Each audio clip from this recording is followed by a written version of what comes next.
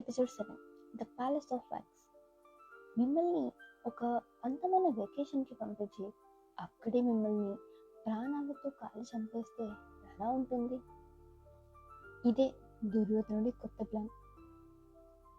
పాండవుల ప్రజాదరణ చూసి దుర్యోధనుడు అసూయతో రగిలిపోయాడు.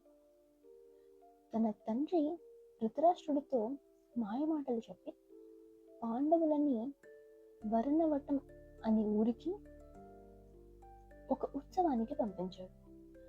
అక్కడ పాండవుల కోసం దుర్యోధనుడు రహస్యంగా ఒక అందమైన భవనం కట్టించాడు. కానీ ఆ ప్యాలెస్ లక్క, నెయ్యి మరియు సులభంగా మంట అంటుకునే వస్తువులతో కట్టబడింది. ప్లాన్ ఏంటి? కొన్ని రోజులకి పాండవులు నిద్రలో ఉన్నప్పుడు పురోచన అనేవాడు ఆ భవనానికి నిప్పు పెట్టాలి. వాళ్ళు ఆ అగ్నిలో కాలిపోవాలి.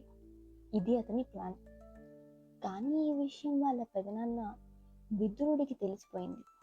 అతను ప్రజలలో యుధిష్ఠిరుడికి మాత్రమే అర్థమయ్యేలా ఒక రహస్య భాషలో చెప్పాడు.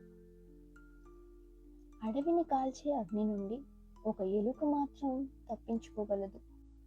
పాండవులు ఆ లక్క ఇంటికి వెళ్ళారు. అది ఒక మరణ యంత్రమని వాళ్ళకి తెలుసు. వాళ్ళని చంపడానికి పురోచన అక్కడే ఉన్నాడు. కానీ విదురుడు వాళ్ళు రాకముందే ఆ ప్యాలెస్ కింద నుంచి ఒక రహస్య సురంగం తవ్వించాడు. వాళ్ళిప్పుడు ప్రపంచాన్నే మోసం చేయాలి. పార్ట్ 8 కోసం ఫాలో చేయండి.